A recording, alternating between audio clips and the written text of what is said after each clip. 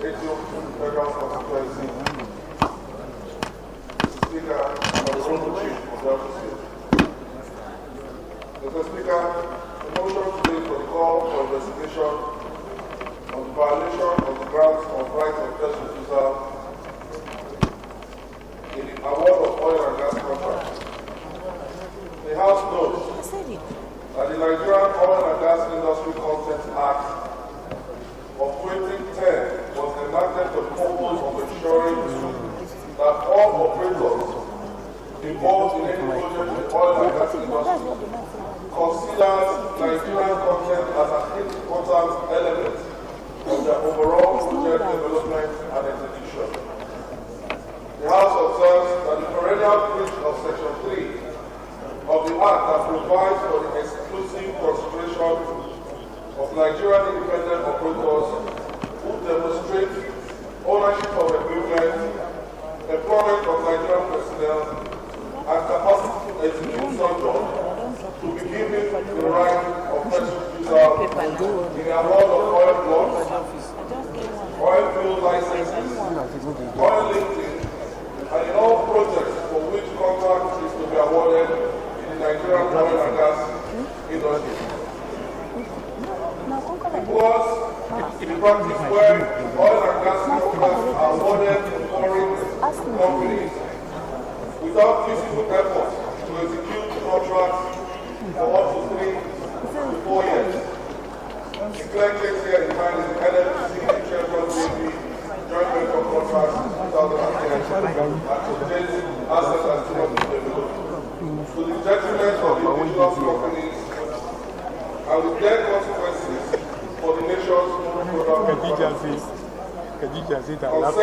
that despite the provisions of the local content law, rather than award contracts to indigenous companies, regulatory agencies have left the risk to rot. For instance, out of the 9 swamp rings in the country, only 2 are functional. No sound at all. Out of 37 land deliveries show like this, but it's not no loud. You can't hear me. Only 15 are working, and none out of the 6 jack-up rings in the country today is working. The House also knows that the continuous breach of the Act has resulted in an avoidable loss of substantial revenue for the nation and the job for the youth, because since 2008, the country has displayed an average of 4 wells per annum, which should have yielded 3,000 barrels per day. But because of the non-compliance of the relevant authorities, this has not been achieved.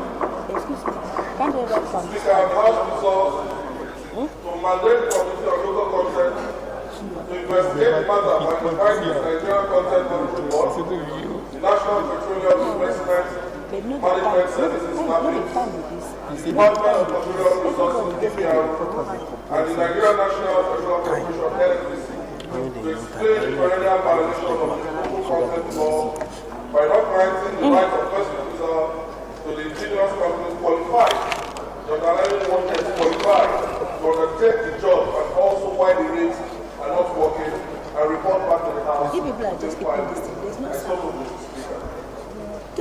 I'm Honorable Hassan Adamushi Karau, representing Birnin Gwari, Giwa Federal Constituency from Kaduna State. I rise to support the motion as ably moved by my honorable colleagues. I so support.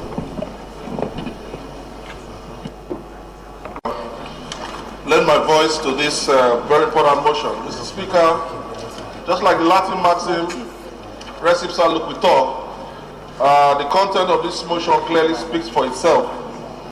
It is a clear violation of our Nigerian Oil and Gas Industry Content Development Act, which was enacted in April 22nd, 2010 by the then President of this country. And it was enacted via the sections 28, 33, 42, subsection 2 of this same enactment, whereby the right of first refusal should be given to indigenous competent oil drilling companies that are competent to do the same jobs.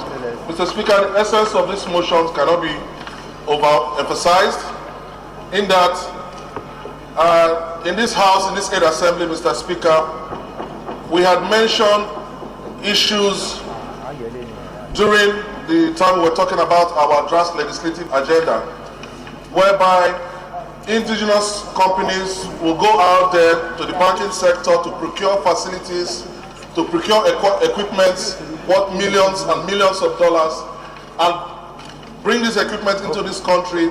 And when it's time to award jobs and contracts, these contracts are awarded to multinationals and the other companies, to the detriment of local indigenous oil drilling service companies. Mr. Speaker, this is a practice that should not be encouraged by this House. And Mr. Speaker, during that time we're discussing the draft legislative agenda, we did include in that agenda about the interest rates of the banks.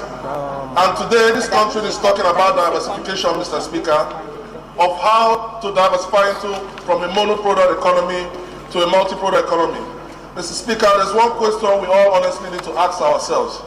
How is this going to be possible without reviewing the bank interest rates?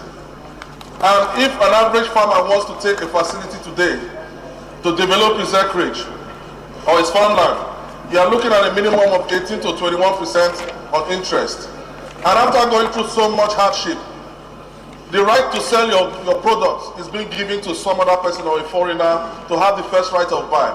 Mr. Speaker, this kind of practice should be discouraged in our system, and also the sanctity of laws that is being made in this House should be upheld with all entirety. Mr. Speaker, without saying so much concerning this motion, I just want to also conclude this debate by saying that the federal government today is downsizing on ministries and all that, which means the bulk of employment is being shifted to the private sector. And Mr. Speaker, how can a private sector company survive with this kind of strangling interest rate? So, Mr. Speaker, I urge my colleagues to speak for these motions, and all the generals in the House that are very good at shooting down flying objects, to have a ceasefire on this motion and see the need for us to pass this motion for the benefit of the oil and gas sector. I so deeply thank you, Mr. Speaker.